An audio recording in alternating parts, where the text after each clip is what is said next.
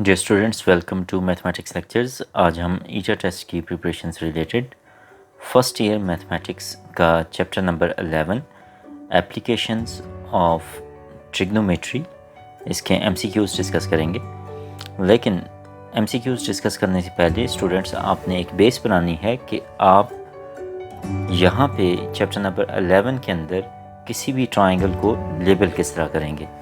तो हम पहले इस चीज़ को स्टडी करते हैं। आप एज्यूम करें कि आपके पास ये रेड एक ट्राइंगल है, इसके 3 वर्टिसेस हैं। तो आप इसका एक प्रोटोटाइप केस देखें कि आपने किस तरह से इस ट्राइंगल को लेबल करना है। तो आप यहाँ पे देख सकते हैं कि इस ट्राइंगल के 3 वर्टिसेस हैं और इसके अगेंस्ट आपको ये भी नज़र आ रहा है कि इस ट्राइंगल के अंदर 3 एंगल्स भी मौजूद हैं और ट्राइंगल के 3 साइड्स हैं, तो 3 साइड्स की 3 लेंथ्स होंगी। इसलिए आप जब भी एक ट्राइंगल को लेबल करेंगे तो आपने वहाँ पे उसके टोटल 6 एलिमेंट्स को लिखना होगा, जिसमें 3 एंगल्स होंगे और 3 साइड्स होंगी। यहाँ पे आप इन 3 वर्टिसेस में से किसी भी वर्टेक्स को पहले नाम देंगे ए का। तो यहाँ पे मैं एज्यूम करता हूँ कि यहाँ पे ये वाला जो वर्टेक्स है ये हमारे पास वर्टेक्स ए है। फिर जब आप इसे ए का नाम देंगे तो इसके बिल्कुल अगेंस्ट ये जो साइड होगी इसकी लेंथ होगी स्मॉल ए। तो आपने बिल्कुल इसी तरीके से इसे लेबल करना है कि ए वर्टेक्स के बिल्कुल अपोजिट जो आपके पास साइड है उसे आपने स्मॉल ए का नाम देना है।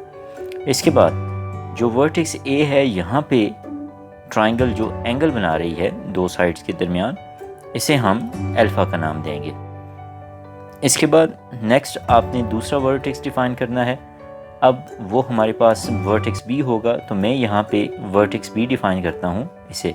तो इसके बिल्कुल अगेंस्ट बिल्कुल इसी तरह जिस तरह हमने ए के अगेंस्ट एक स्मॉल ए लिया था साइड लेंथ, बी के अगेंस्ट हम यहाँ पे स्मॉल बी साइड लेंथ लेंगे। तो ये हमारे पास साइड लेंथ आ गई। फिर ये वर्टेक्स बी जो है ये जो एंगल बना रहा है 2 साइड्स के दरमियान, उसे हम बीटा लिखेंगे, ठीक है। इसके बाद हमारे पास अब लास्ट वर्टेक्स रह गया है, इसे हम सी का नाम देते हैं और इसके बिल्कुल अपोजिट जो हमारे पास साइड होगी ये स्मॉल सी होगी और वर्टेक्स सी पे जो एंगल बन रहा होगा इसे हम गैमा का नाम देंगे। तो ये हमारे पास ट्राइंगल की लेबलिंग है। आप अब इस तरह किसी भी ट्राइंगल को लेबल करके आप क्या करेंगे, आप उसके 6 एलिमेंट्स को कैलकुलेट करेंगे, जिसमें 3 साइड्स हैं ए, बी और सी, और इसी तरह 3 एंगल्स हैं अल्फ़ा, बीटा एंड गैमा। तो अब आप देख लें कि ए जो वर्टेक्स कैपिटल ए है उसके बिल्कुल अपोजिट साइड है स्मॉल ए और वर्टेक्स ए के साथ एंगल है अल्फ़ा। इसी तरह बी के साथ बनने वाला एंगल है बीटा और इसके बिल्कुल अपोजिट हमारे पास साइड है स्मॉल बी। वर्टेक्स सी के साथ एंगल बन रहा है गैमा और वर्टेक्स सी के बिल्कुल अपोजिट जो साइड है उसकी लेंथ होगी स्मॉल सी। तो आई होप आपको यहाँ से क्लियर हो गया होगा कि आप एक ट्राइंगल को किस तरह लेबल करते हैं। तो इसे हम कहते हैं usual labelling of a triangle. तो इस चीज़ को आप माइंड में रखें। इसके बाद अब हम एमसीक्यूज़ देखते हैं 1 बाय 1। हमारा फर्स्ट एमसीक्यूज़ है अ right angled triangle has dash elements. हमारी फर्स्ट ऑप्शन है 3, सेकंड ऑप्शन है 2, थर्ड ऑप्शन है 6 और लास्ट ऑप्शन है 5। तो स्टूडेंट्स यहाँ पे आपको पता होना चाहिए कि कोई भी ट्राइंगल हो, चाहे वो राइट एंगल ट्राइंगल हो या ना हो, तो एक ट्राइंगल के 6 एलिमेंट्स होते हैं, जिस तरह अभी मैंने आपके साथ डिस्कस किया। एक तो उसके जो 3 एंगल्स होंगे जो इनर साइड पे बन रहे हैं हर 2 एडजेसेंट साइड्स के दरमियान, और 3 ट्राइंगल की साइड्स होती हैं, उनकी लेंथ को भी हमने कैलकुलेट करना होता है। तो ये टोटल मिल के हमारे पास 6 एलिमेंट्स बन जाते हैं, इसलिए ऑप्शन सी हमारा राइट आंसर है। इसके बाद हमारा नेक्स्ट एमसीक्यूज़ है we can solve a right angled triangle if. हमारी फर्स्ट ऑप्शन है एनी 2 साइड्स आर गिवन। हमारी सेकंड ऑप्शन है 3 एंगल्स आर गिवन। हमारी थर्ड ऑप्शन है one acute angle is given, और हमारी लास्ट ऑप्शन है ऑल ऑफ दीज। तो स्टूडेंट्स ये चीज़ माइंड में रखें कि जब भी आपके पास एक राइट एंगल ट्राइंगल हो तो यहाँ पे जो हमारे पास पॉसिबिलिटीज़ लिखी हुई हैं, हम इनमें से कौन सी पॉसिबिलिटी को यूज़ करके ट्राइंगल को, राइट एंगल ट्राइंगल को सॉल्व कर सकते हैं। तो जब हमें दो साइड्स गिवन हों तो फिर हम एक राइट एंगल ट्राइंगल को आसानी से सॉल्व कर सकते हैं। इसलिए हमारे पास यहाँ पे इन चारों पॉसिबिलिटीज़ में से जस्ट एक हमारा करेक्ट आंसर है, जो कि ऑप्शन ए है, any two sides are given. तो जब भी आपको एक राइट एंगल ट्राइंगल की कोई भी दो साइड्स की लेंथ गिवन होगी तो आप उस राइट एंगल ट्राइंगल को कम्प्लीटली सॉल्व कर सकते हैं। इसके अलावा दूसरी पॉसिबिलिटी भी होती है, वो ये है कि अगर आपको एक एक्यूट एंगल और एक साइड की लेंथ गिवन हो तो फिर भी आप एक राइट एंगल ट्राइंगल को सॉल्व कर सकते हैं। लेकिन यहाँ पे जो ऑप्शंस हैं इनमें से जस्ट हमारे पास एक ही राइट ऑप्शन है, जो कि ऑप्शन ए है। इसके बाद हमारा नेक्स्ट MCQs है, which of the following represents three sides of a right angled triangle. हमारी फर्स्ट ऑप्शन है 1, 2, 5। हमारी सेकंड ऑप्शन है 3, 4, 5। हमारी थर्ड ऑप्शन है 2, 3, 4। और हमारी लास्ट ऑप्शन है 3, 5, 6। तो स्टूडेंट्स यहाँ पे इस चीज़ को माइंड में रखें कि हमारे पास अगर एक राइट एंगल ट्राइंगल होगी तो उसकी साइड्स की जो लेंथ है वो हमेशा पाइथागोरियन थ्योरम को सेटिस्फाई करेगी। अगर हमारे पास हाइपोटेन्यूज जो है उसे h से रिप्रेजेंट किया जाए, जो परपेंडिकुलर है उसे p से रिप्रेजेंट किया जाए और बेस को b से रिप्रेजेंट किया जाए इन अ राइट एंगल ट्राइंगल, तो हमारे पास पाइथागोरियन थ्योरम क्या होता है, h⁻2 is equal to p⁻2 plus b⁻2। यहाँ पे अब आपने क्या करना है कि हर ऑप्शन के अंदर 3 एलिमेंट्स गिवन हैं, मींस 3 साइड्स। तो आपने यहाँ पे देखना है कि क्या इनमें से कोई ऑप्शन इस इक्वेशन को सेटिस्फाई करती है। तो आप अगर यहाँ पे देखें तो सिर्फ एक ऑप्शन ऐसी है जो कि ऑप्शन बी है, जो इस इक्वेशन को सेटिस्फाई करती है कि आप अगर h = 5 लें, p = 4 लें और b = 3 लें तो आपके पास ये इक्वेशन सेटिस्फाई होगी। Means 5⁻2 which is equal to 25 is equal to 3⁻2 plus 4⁻2 which is equal to 9 plus 16 which is equal to 25। तो इसका मतलब ये है कि ऑप्शन बी जो है वो पाइथागोरियन थ्योरम को सेटिस्फाई कर रही है, इसलिए ऑप्शन बी हमारा राइट आंसर है। इसके बाद हमारा नेक्स्ट MCQs है, if none of the angle of a triangle is right angle then it is called. हमारी फर्स्ट ऑप्शन है इक्विलैटरल ट्राइंगल। हमारी सेकंड ऑप्शन है आइसोसेलेस ट्राइंगल। हमारी थर्ड ऑप्शन है ऑब्लिक ट्राइंगल। और हमारी लास्ट ऑप्शन है नन ऑफ दीज। तो स्टूडेंट्स हमेशा याद रखें कि अगर एक ट्राइंगल के अंदर कोई एक एंगल भी 90 डिग्री का होगा तो उस केस में उस ट्राइंगल को हम राइट एंगल ट्राइंगल कहते हैं।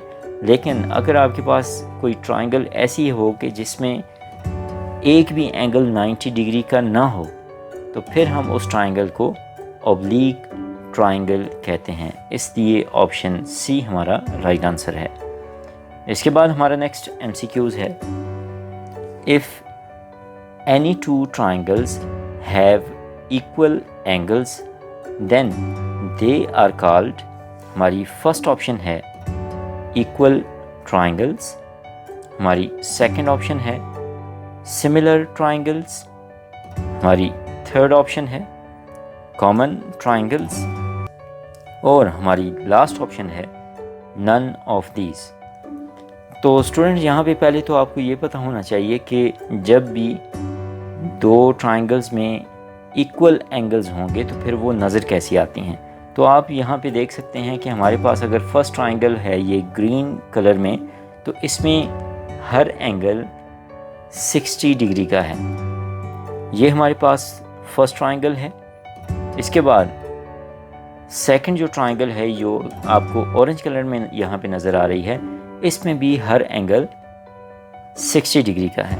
यहाँ पे एंगल्स आपस में इक्वल हैं लेकिन साइड्स की लेंथ्स डिफरेंट हैं। ऐसी ट्राइंगल्स सिमिलर ट्राइंगल्स कहलाती हैं जिनमें एंगल्स आपस में इक्वल हों, इसलिए ऑप्शन बी हमारा राइट आंसर है। इसके बाद हमारा नेक्स्ट MCQs है, we can not find elements of an oblique triangle if we know only about, हमारी फर्स्ट ऑप्शन है 3 sides of triangle, second option है 3 एंगल्स ऑफ ट्राइंगल, हमारी थर्ड ऑप्शन है बोथ A एंड B, और हमारी last option है none of these.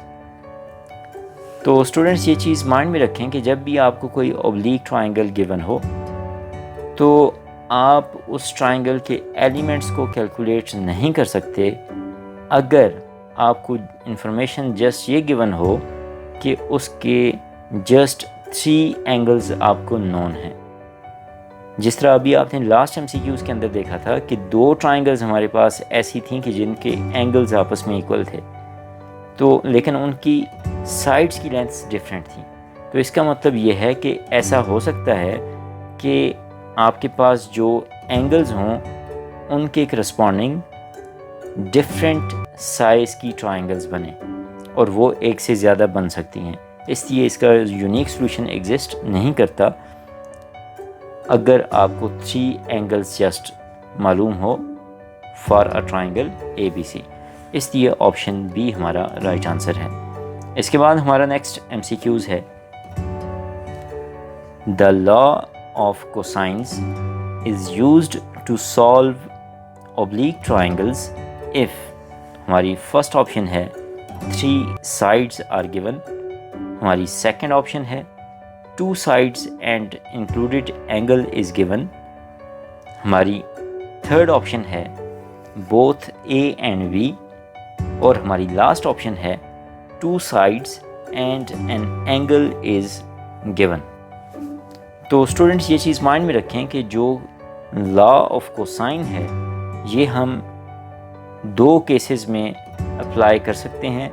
या तो हमें ट्राइंगल की तीनों साइड्स की लेंथ मालूम हो, ये फर्स्ट केस है, और सेकंड ये केस है कि हमें ट्राइंगल की 2 साइड्स की लेंथ मालूम हो और उनके दरमियान जो इंक्लूडेड एंगल है वो मालूम हो, तो फिर हम लॉ ऑफ कोसाइन को यूज़ कर सकते हैं। इसलिए यहाँ पे ऑप्शन सी हमारा राइट आंसर है, बोथ A एंड B। इसके बाद हमारा नेक्स्ट MCQs है, in a triangle with usual labeling law of cosines is, हमारी फर्स्ट ऑप्शन है A power 2 is equal to B power 2 plus C power 2 minus 2BC into cos of alpha, हमारी second option है B power 2 is equal to A power 2 plus C power 2 minus 2AC cos beta, हमारी third option है C power 2 equal to B power 2 plus A power 2 minus 2AB into cos gamma, और हमारी last option है all of these. तो students जिस तरह हमने first MCQ start करने से पहले यूजुअल लेबलिंग को डिस्कस किया था, उसे अगर आप माइंड में रखें तो आप देख सकते हैं कि अगर आपको लॉ ऑफ कोसाइन का आइडिया हो तो यहाँ पे ये जो ऑप्शन A, B और C के अंदर आंसर्स नज़र आ रहे हैं ये तीनों लॉ ऑफ कोसाइंस की इक्विवेलेंट फॉर्म्स हैं। इसलिए ऑप्शन डी हमारा राइट आंसर है, ऑल ऑफ दीज। इसके बाद हमारा नेक्स्ट MCQs है, if lengths of 3 sides of an oblique triangle are given, then by law of cosines we have cos beta equal to, हमारी first option है a power 2 plus b power 2 minus c power 2 whole divided by 2ab, हमारी second option है a power 2 plus c power 2 minus b power 2 whole divided by 2ab। हमारी third option है a power 2 plus c power 2 minus b power 2 whole divided by 2ac। और हमारी last option है b power 2 plus c power 2 minus a power 2 whole divided by 2bc। तो students, यहाँ पे अगर आपको लॉ ऑफ कोसाइन पता हो तो आप आसानी से इस MCQs का आंसर दे सकते हैं। तो यहाँ पे अगर आपको 3 साइड्स पता हो तो हम आसानी से कॉस बीटा को कैलकुलेट कर सकते हैं। हमारे पास लॉ ऑफ कोसाइन की वो इक्विवेलेंट फॉर्म जिसमें कॉस बीटा आता है वो है b power 2 is equal to a power 2 plus c power 2 minus 2ac cos beta. अगर आप इसे सिंप्लीफाई करें कॉस बीटा के लिए तो आप यहाँ से ये क्वांटिटी लेफ्ट हैंड साइड पे शिफ्ट कर दें और b पावर 2 को राइट हैंड साइड पे शिफ्ट कर दें, तो आप देखेंगे कि कॉस बीटा किसके इक्वल होगा, power 2 plus c power 2 minus b power 2 whole divided by 2ac। इसका मतलब ये है कि ऑप्शन सी हमारा राइट आंसर है। इसके बाद हमारा नेक्स्ट MCQs है इन SAS where 2 sides and included angle is given. To solve triangle by law of cosines, it is necessary that the given angle must be less than, हमारी first option है 45 degree, हमारी second option है 90 degree, हमारी third option है 135 degree और हमारी last option है 180 degree. तो स्टूडेंट्स, पहले तो आपको यहाँ पे पता होना चाहिए कि ये SAS का मतलब क्या है। SAS का मतलब ये है कि साइड एंगल साइड। तो ट्राइंगल के केस में जब हमारे पास 6 एलिमेंट्स हों जिनमें से 3 एंगल्स हैं और 3 साइड्स हैं, तो उस केस में हमारे पास डिफरेंट पॉसिबिलिटीज़ बनती हैं इन्फॉर्मेशन की कि कभी आपको 3 साइड्स गिवन होती हैं तो उसे हम उस केस को लिखते हैं SSS means 3 sides are given. इसी तरह हमारे पास एक केस होता है कि 2 साइड्स और इंक्लूडेड एंगल गिवन हो तो उसे हम लिखते हैं SAS। तो यहाँ पे ये जो SAS लिखा है इसका मतलब ये है कि आपको 2 साइड्स की लेंथ गिवन है और उनके दरमियान जो इंक्लूडेड एंगल है वो भी गिवन है। तो जब आपके पास इस तरह का केस हो तो हम यहाँ पे लॉ ऑफ कोसाइंस को यूज़ कर सकते हैं और यहाँ पे जो एंगल है उस पे ये कंडीशन होगी कि वो angle must be less than 180 degree हो। आपके पास ऐसी पॉसिबिलिटी हो सकती है कि एक एंगल 179 डिग्री का हो और दूसरे 2 एंगल्स 0.5 डिग्री के हों। तो इसलिए कंडीशन क्या होगी कि that angle must be less than 180 degree, क्योंकि ट्राइंगल के अंदर एंगल्स का टोटल सम 180 के इक्वल होता है। इसलिए ये जो एंगल आपको मालूम होगा इंक्लूडिंग एंगल बिटवीन 2 साइड्स वो लेस देन 180 होना चाहिए। इसलिए यहाँ पे ऑप्शन B, A, C ये राइट आंसर नहीं है, बल्कि मोर जनरली ऑप्शन D हमारा राइट आंसर है। इसके बाद हमारा नेक्स्ट MCQs है in triangle ABC if beta equal to 90 degree then law of cosines reduces to. हमारी फर्स्ट ऑप्शन है a power 2 equal to b power 2 plus c power 2। हमारी second option है b power 2 equal to a power 2 plus c power 2। हमारी third option है c power 2 equal to a power 2 plus b power 2 और हमारी last option है all of these. तो students, हमने पिछले MCQs में देखा था कि हमारे पास लॉ ऑफ कोसाइंस की 3 इक्विवेलेंट फॉर्म्स हैं, लेकिन यहाँ पे कंडीशन गिवन है कि beta is equal to 90 degree. तो हमने यहाँ पे फिर लॉ ऑफ कोसाइंस के उस केस को देखना होगा जिसमें कॉस बीटा आता है। तो हमें पता है कि लॉ ऑफ कोसाइंस के केस में हमारे पास कॉस बीटा होगा, उसके लिए b power 2 equal to a power 2 plus c power 2 minus 2ac into cos beta. अब बीटा इक्वल टू 90 डिग्री है, इसका मतलब ये है कि cos 90 will be equal to 0। तो यहाँ से हमारे पास ये जो -2ac इंटू कॉस बीटा है, ये बीटा इक्वल टू 90 डिग्री पे ये सारी टर्म 0 हो जाएगी और हमारे पास जस्ट बचेगा b⁴ equal to a⁴ plus c⁴। इसका मतलब ये है कि ऑप्शन बी हमारा राइट आंसर है। इसके बाद हमारा नेक्स्ट MCQs है। In a triangle ABC, if A is equal to 31, B is equal to 35, C is equal to 29, then the smallest angle in triangle ABC will be, हमारी first option है alpha, second option है beta, third option है gamma और last option है not enough data.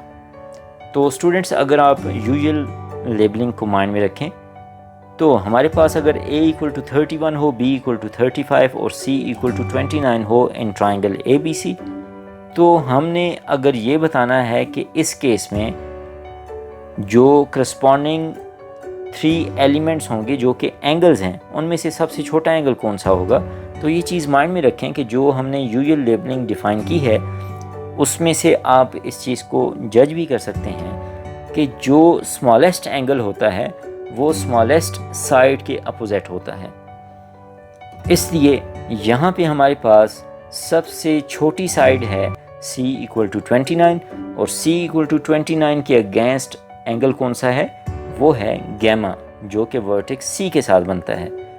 ये चीज़ हम usual labelling में start में डिस्कस कर चुके हैं, आप उसे दोबारा साथ देख सकते हैं। इसलिए अगर C इक्वल टू 29 होगा तो सबसे छोटा एंगल गैमा होगा, means option C is our right answer. इसके बाद हमारा नेक्स्ट MCQs है।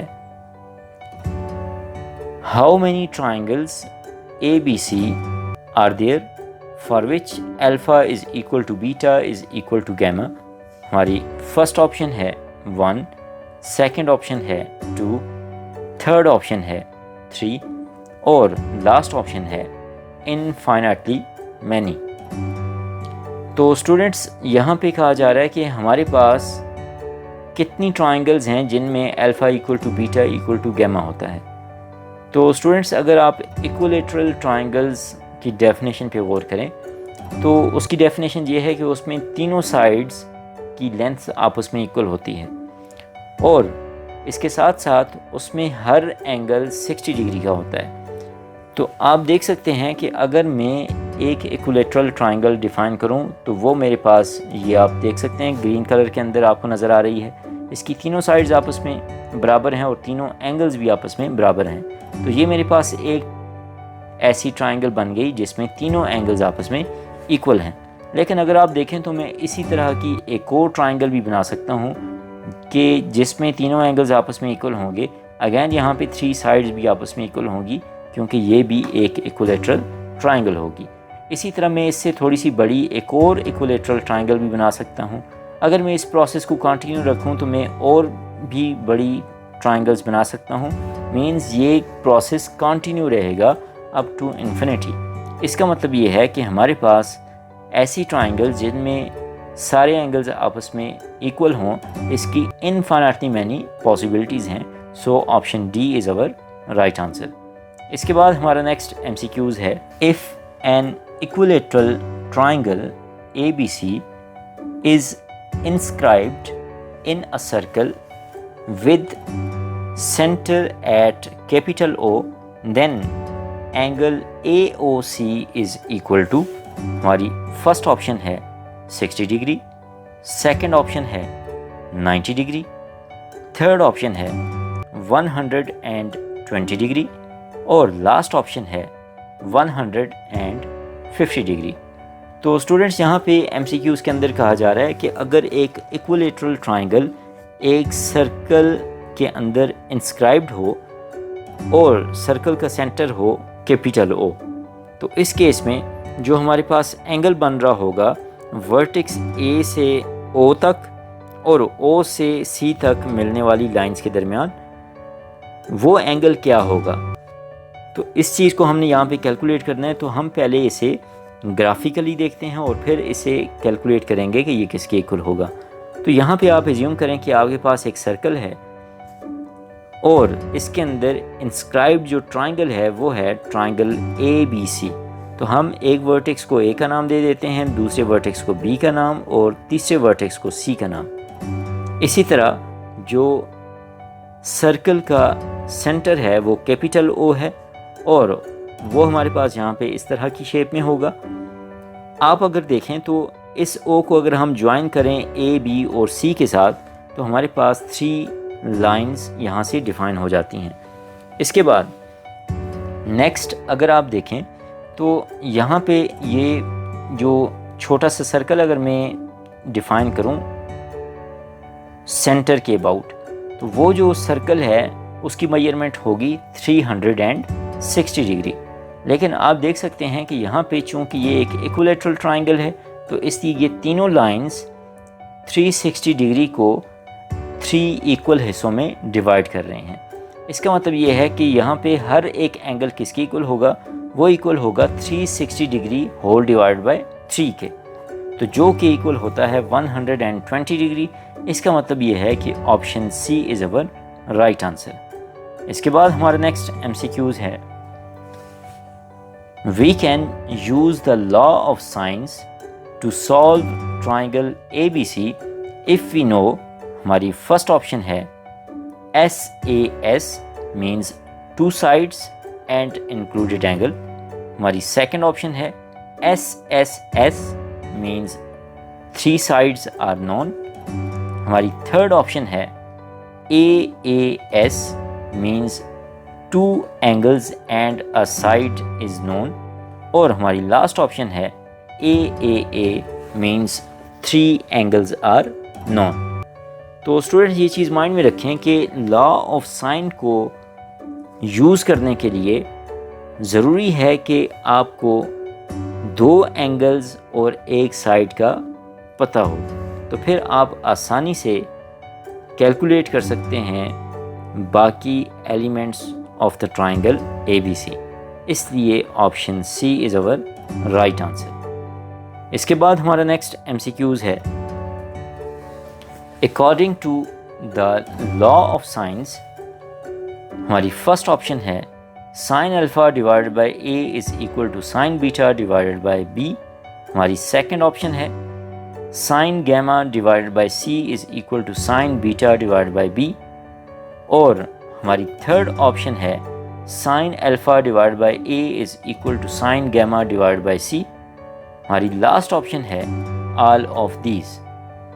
तो स्टूडेंट्स इस MCQs का आंसर देना आपके लिए बेहद आसान होगा अगर आपको लॉ ऑफ साइंस क्लियरली पता हो। लॉ ऑफ साइंस कहता है कि sine alpha divided by A is equal to sine beta divided by B is equal to sine gamma divided by C।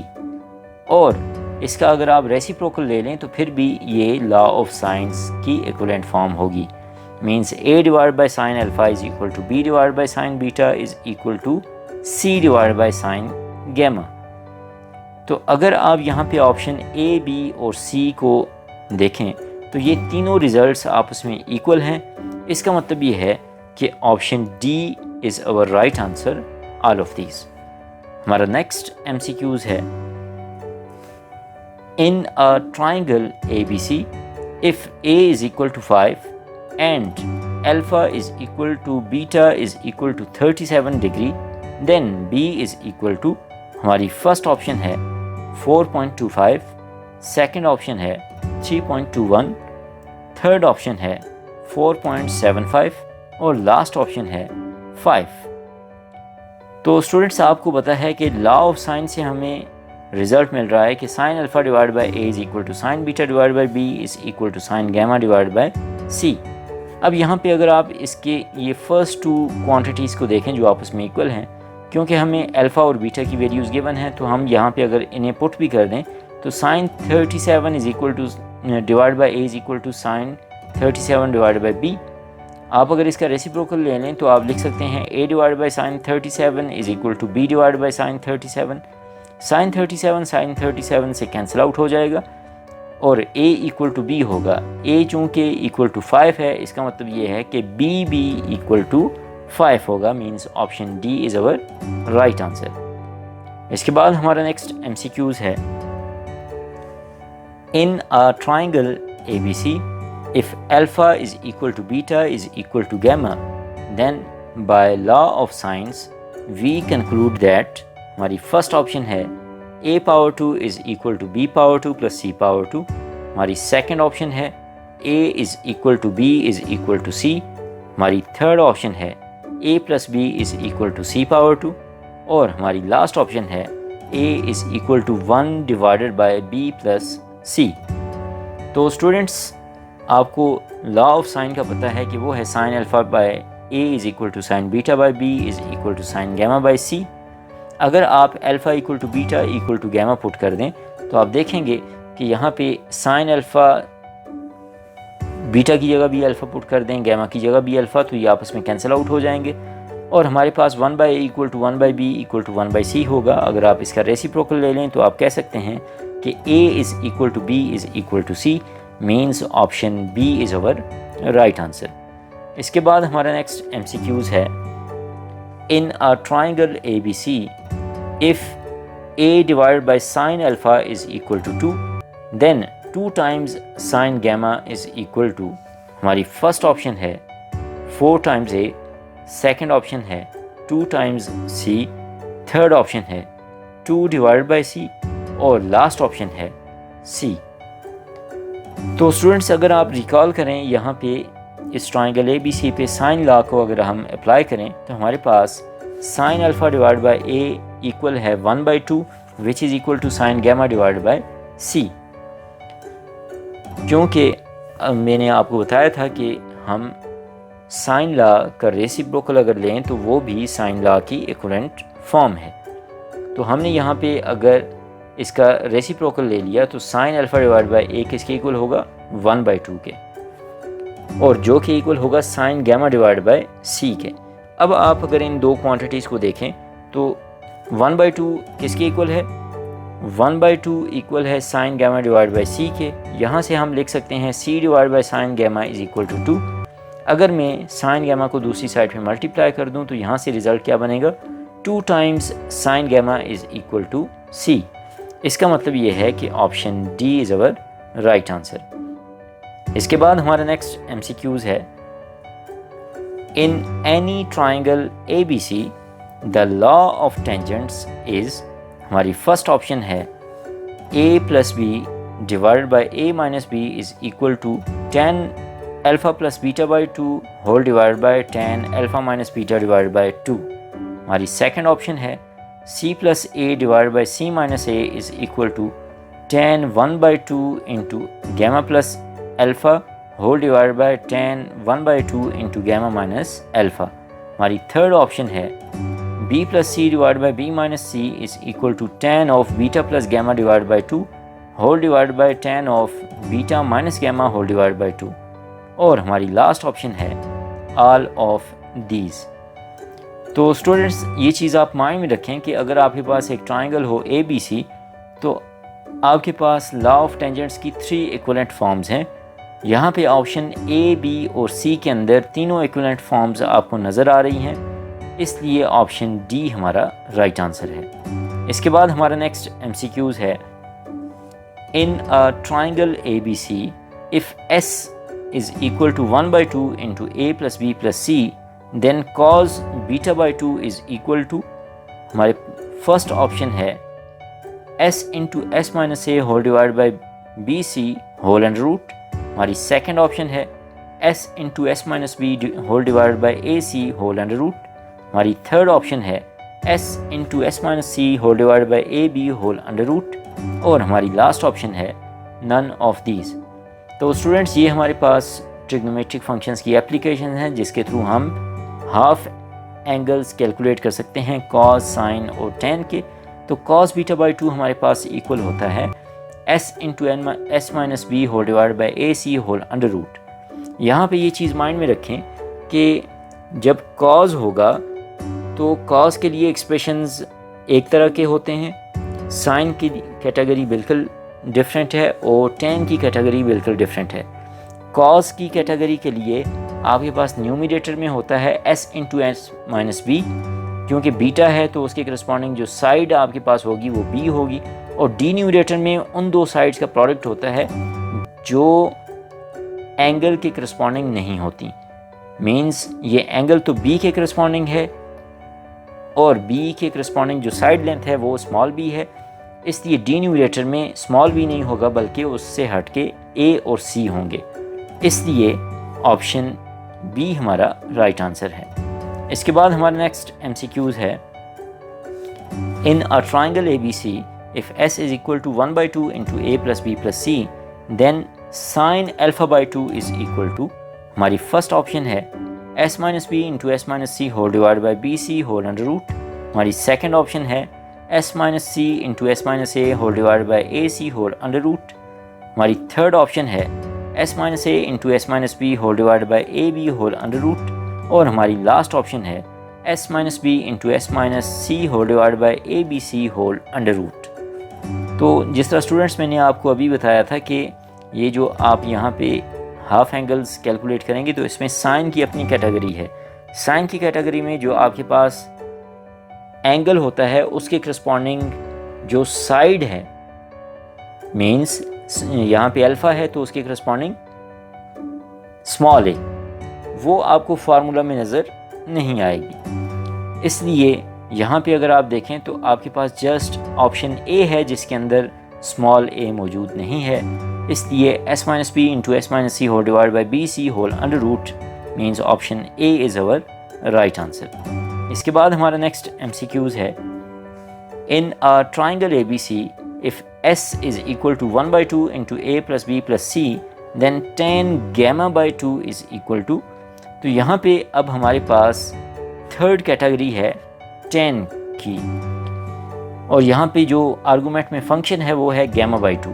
तो इसी तरह आपके पास β/2 और α/2 के भी एक्सप्रेशंस होते हैं जो कि आप यहाँ से आसानी से गैस कर सकेंगे जब आपको किसी एक एंगल के लिए पता हो। तो यहाँ पे हमारी फर्स्ट ऑप्शन है S minus B into S minus C whole divide by S into S minus A whole under root. हमारी सेकेंड ऑप्शन है S minus A into S minus C whole divide by S into S minus B whole under root. हमारी third option है S minus A into S minus B whole divide by S into S minus C whole under root. और हमारी last option है S minus B into S minus C whole divide by S minus A whole under root.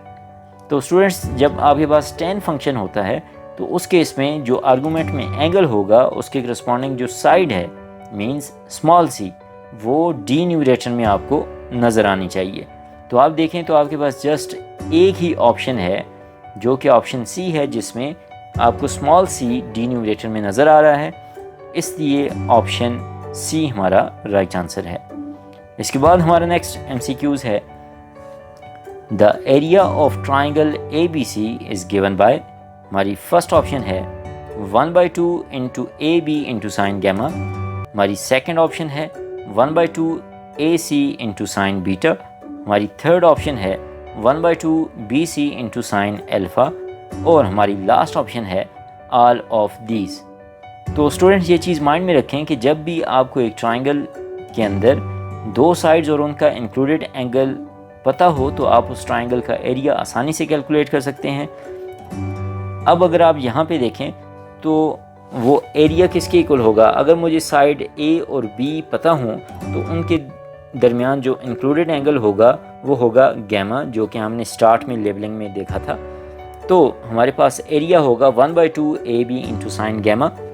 इसी तरह अगर A और C दो sides known हो और उनके दरमियान इंक्लूडेड एंगल हो बीटा तो फिर एरिया होगा 1/2 AC इंटू साइन बीटा।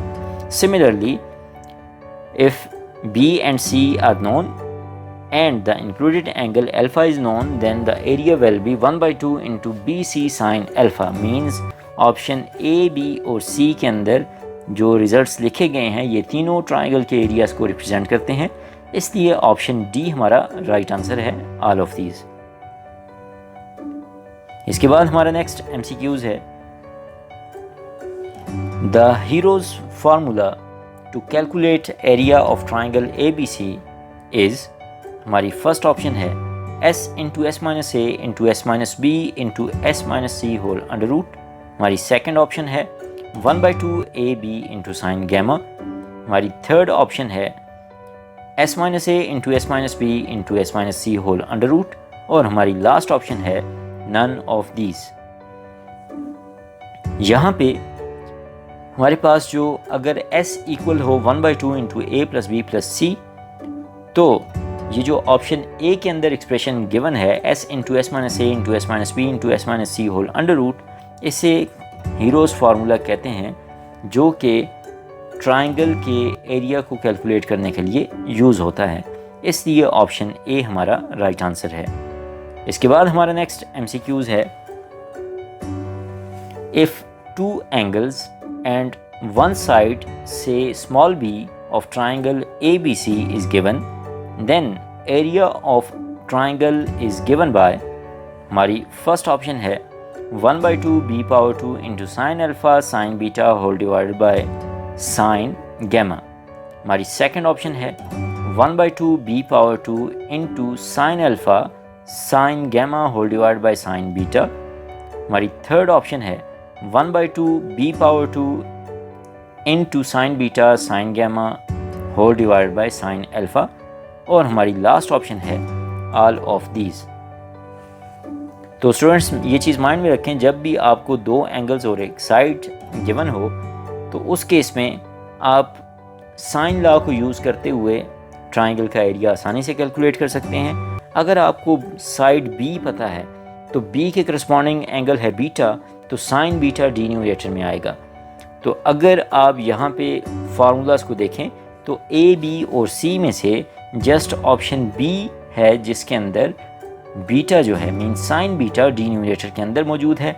इसलिए 1/2 b power 2 into sine alpha sine gamma whole divide by sine beta is our right answer. इसके बाद हमारा नेक्स्ट MCQs है, in triangle ABC if a is equal to 2, b is equal to 2 and gamma is equal to 60 degree, then area of triangle is, हमारी first option है 2, second option है 4, third option है √3 और last option है √2। तो students यहाँ पे आप अगर देखें तो आपको साइड A और B गिवन है और gamma equal to 60 degree given है।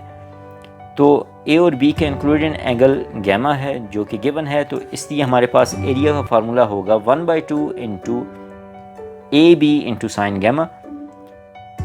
अब साइन 60 इक्वल होता है √3 डिवाइड बाई 2 के, और 1/2 जो है वो A से कैंसिल आउट हो जाएगा, और √3 डिवाइड बाई 2 में जो डिनोमिनेटर में 2 है वो B से कैंसिल आउट हो जाएगा, और हमारे पास जस्ट √3 बाकी बचेगा।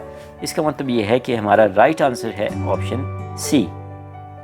इसके बाद हमारा नेक्स्ट MCQs है,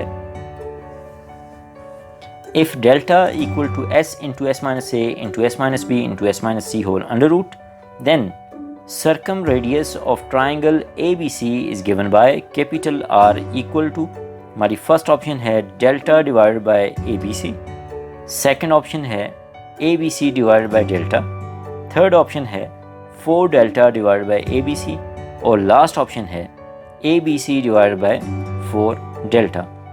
तो स्टूडेंट्स यहाँ पे सर्कम रेडियस की बात हो रही है, मीन्स अगर आपके पास एक ट्राइंगल है ABC, तो अगर आप उस ट्राइंगल पे एक ऐसा सर्कल बनाएं जो कि उसके तीनों वर्टिसेस से पास हो रहा हो, तो उस सर्कल का जो रेडियस होता है उसे हम सर्कम रेडियस कहते हैं, उस सर्कल को हम सर्कम सर्कल कहते हैं, और उस रेडियस को हम कैपिटल R से रिप्रेजेंट करते हैं। तो यहाँ पे वो जो रेडियस है कैपिटल R, उससे हम साइड्स की फॉर्म में लिख सकते हैं, मींस A, B और C जो साइड्स हैं, और इसका एक्सप्रेशन होगा R equal to ABC whole divide by 4 delta, means option D is our right answer. इसके बाद हमारा नेक्स्ट MCQs है, in a triangle ABC we have 2 times R equal to, हमारी फर्स्ट ऑप्शन है A divide by sine alpha, second option है B divide by 2 sine beta, third option है C divide by 2 sine gamma, और last option है none of these. तो students ये चीज़ mind में रखें कि ये जो सर्कम रेडियस होता है, आप इससे अगर आपको तीनों साइड्स पता हों तो आप उससे भी इसे कैलकुलेट कर सकते हैं, और अगर आपको साइड और उसके करस्पॉन्डिंग जो एंगल है वो पता हो तो फिर भी आप कैपिटल आर को कैलकुलेट कर सकते हैं। तो अगर आपको साइड पता हो, साइड ए, और उसके करस्पॉन्डिंग एंगल अल्फ़ा, तो आर इक्वल होता है ए डिवाइड बाय 2 साइन अल्फ़ा के। अगर आप यहाँ से 2 को दूसरी साइड में मल्टीप्लाई कर दें तो 2r will be equal to a divide by sine alpha, means option A is our right answer. इसके बाद हमारे नेक्स्ट MCQs है, the in radius small r is equal to, हमारी फर्स्ट ऑप्शन है del divide by s, second option है s divide by del, third option है del divide by s power 2 और last option है s power 2 divide by del. तो students ये चीज़ mind में रखें कि ये जो इन रेडियस होता है, ये जिस सर्कल का रेडियस होता है वो सर्कल ट्रायंगल की तीनों साइड्स को टच करते हुए ट्रायंगल के अंदर लाई करता है। उस सर्कल को हम इन सर्कल कहते हैं और उसके रेडियस को इन रेडियस कहते हैं और उसे स्मॉल r से रिप्रेजेंट करते हैं। और ये जो स्मॉल r है ये इक्वल होता है डेल्टा डिवाइड बाय s के। इसका मतलब ये है कि ऑप्शन ए हमारा राइट आंसर है। इसके बाद हमारे नेक्स्ट MCQs है, अ triangle ABC has dash scribed circles. हमारी फर्स्ट ऑप्शन है 1, सेकेंड ऑप्शन है 2, थर्ड ऑप्शन है 3 और लास्ट ऑप्शन है 4। तो स्टूडेंट्स ये चीज़ माइंड में रखें कि हमारे पास अगर एक ट्रायंगल हो ABC, तो इस ट्रायंगल की 3 साइड्स हैं। हर साइड के करस्पॉन्डिंग हम एक ई सर्कल या स्क्राइब्ड सर्कल ड्रा कर सकते हैं जो कि उस एक्सटर्नल साइड को कट करते हुए जो दूसरी 2 साइड्स हैं उन्हें अगर बाहर की तरफ प्रोड्यूस किया जाए तो उन्हें भी वो कट करते हुए अपना रेडियस डिफाइन करता है। तो इसका मतलब ये है कि एक ट्रायंगल की 3 साइड्स होती हैं, तो इसलिए 3 स्क्राइब्ड सर्कल्स हम एक ट्रायंगल से एसोसिएट कर सकते हैं, इसलिए ऑप्शन सी हमारा राइट आंसर है। इसके बाद हमारा नेक्स्ट MCQs है, for triangle ABC we have R2 equal to, हमारी फर्स्ट ऑप्शन है del divide by s minus A, second option है del divide by s minus B, third option है del divide by s minus C और last option है del divided by s minus A. तो students ये चीज़ mind में रखें कि R2 यहाँ पे हम बुक की कन्वेंशन को फॉलो कर रहे हैं, तो वहाँ पे R1 जो है वो opposite to the vertex A है, R2 जो है वो opposite to the vertex B है और R3 जो है वो opposite to the vertex C है। तो यहाँ पे R2 जो है वो इक्वल होगा delta divided by S minus B के। इसका मतलब ये है कि ऑप्शन बी हमारा राइट आंसर है। इसके बाद हमारा नेक्स्ट MCQs है, in an equilateral triangle R1 ratio capital R ratio small r is equal to, हमारी फर्स्ट ऑप्शन है 1:2:3, हमारी सेकंड ऑप्शन है 2:1:3, हमारी थर्ड ऑप्शन है 1:3:2 और हमारी लास्ट ऑप्शन है 3:2:1। तो स्टूडेंट्स यहाँ पे हमारे पास जो इक्विलेटरल ट्रायंगल है, आप अगर उसकी साइड लेंथ जो है उसे a एज्यूम करके R1 कैपिटल R और स्मॉल r के लिए सिंप्लीफाई करके एक मरतबा इस रेशो को कैलकुलेट कर लें तो आपको वहाँ से ये क्लियर हो जाएगा कि ये रेशो हमारे पास 3:2:1 होगी, क्योंकि यहाँ पे R1 फर्स्ट पोजीशन पे है, कैपिटल R सेकंड पोजीशन पे और स्मॉल r थर्ड पोजीशन पे। तो इसलिए ये रेशो आपके पास 3:2:1 होती है। ये इस तरह के MCQs पेपर में आ जाते हैं, तो इसलिए ये आपको क्लियरली याद होनी चाहिए। तो यहाँ पे ऑप्शन डी हमारा राइट आंसर है। इसके बाद हमारा नेक्स्ट MCQs है, in an equilateral triangle R2 ratio R1 ratio R3 is equal to, हमारी फर्स्ट ऑप्शन है 2:1:3, हमारी सेकंड ऑप्शन है 1:1:1, हमारी थर्ड ऑप्शन है 1:2:3 और हमारी लास्ट ऑप्शन है 1/2:1:1/3। तो स्टूडेंट्स यहाँ पे R1 equal to del divide by S minus A है। चूँकि ट्राइंगल इक्विलेटरल ट्राइंगल है तो इसलिए हर साइड की लेंथ A के इक्वल ले लें। तो R2 भी इक्वल होगा del divide by S minus A के और R3 भी इक्वल होगा del divide by S minus A के। तो आप जब R1:R2:R3 लेंगे तो हर एक क्वांटिटी आ जाएगी del divide by S minus A, जो कि आपस में कैंसिल आउट हो जाएंगी और हमारे पास रेशो फाइनली बचेगी 1:1:1 means option B is our right answer. इसके बाद हमारा नेक्स्ट MCQs है। In a triangle ABC we have R into R1 into R2 into R3 is equal to, हमारी फर्स्ट ऑप्शन है डेल्टा, हमारी सेकंड ऑप्शन है delta power 2, हमारी third option है अंडर रूट डेल्टा और हमारी लास्ट ऑप्शन है नन ऑफ दीज। तो स्टूडेंट्स अब ये इसके बाद हमारे जो MCQs हैं वो ज़्यादा लिंक करेंगे एक्सरसाइज नंबर 11.7 के क्वेश्चंस के साथ। वहाँ पे उन क्वेश्चंस के अंदर इम्पोर्टेंट रिज़ल्ट्स हैं जो कि MCQs की फॉर्म में पूछे जाते हैं, इसलिए वो रिज़ल्ट्स आपकी फिंगर टिप्स में होने चाहिए, जिनमें से एक रिज़ल्ट अभी MCQs नंबर 35 के अंदर आपके सामने है। ये चीज़ माइंड में रखें कि MCQs जब आप सॉल्व कर रहे होंगे तो वहाँ पे आपके पास सॉल्व करने का टाइम नहीं होगा, इसलिए आपके माइंड में होना चाहिए कि ये रिलेशंस किसके इक्वल हैं।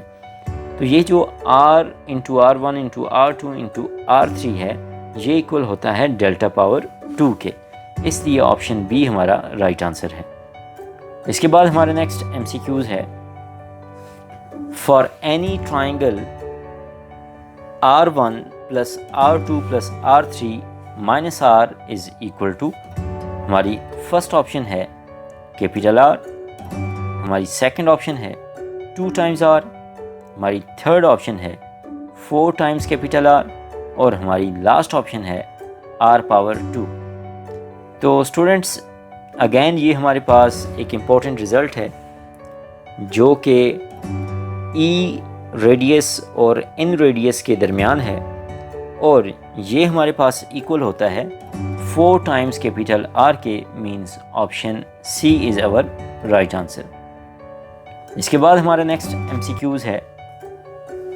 For triangle ABC we have R1 into R2 plus R2 into R3 plus R3 into R1 equal to, हमारी फर्स्ट ऑप्शन है del इंटू S, हमारी सेकंड ऑप्शन है S, हमारी थर्ड ऑप्शन है R और हमारी लास्ट ऑप्शन है S power 2। तो स्टूडेंट्स यहाँ पे ये जो E रेडियस आपस में मल्टीप्लाई हो रहे हैं, means R1 into R2 plus R2 into R3 plus R3 into R1, ये हमारे पास फाइनली इक्वल होता है S पावर 2 के, means option D is our right answer. इसके बाद हमारा नेक्स्ट MCQs है। For triangle ABC we have R1 into R2 into R3 is equal to, हमारी फर्स्ट ऑप्शन है del इंटू S, हमारी सेकंड ऑप्शन है R into S, हमारी third option है R इंटू del पावर 2 और हमारी last option है R into S power 2।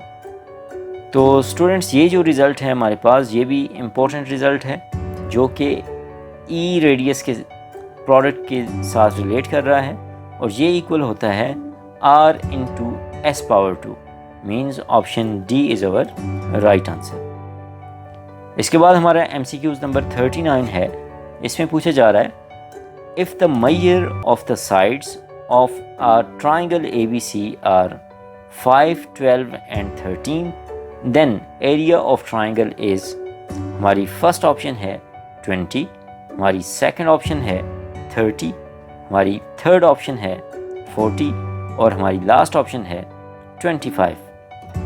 तो स्टूडेंट्स यहाँ पे अगर आप देखें तो हमें एरिया कैलकुलेट करने के लिए आप आसानी से यहाँ पे हीरोज़ फार्मूला यूज़ कर सकते हैं क्योंकि 3 साइड्स आपको गिवन हैं।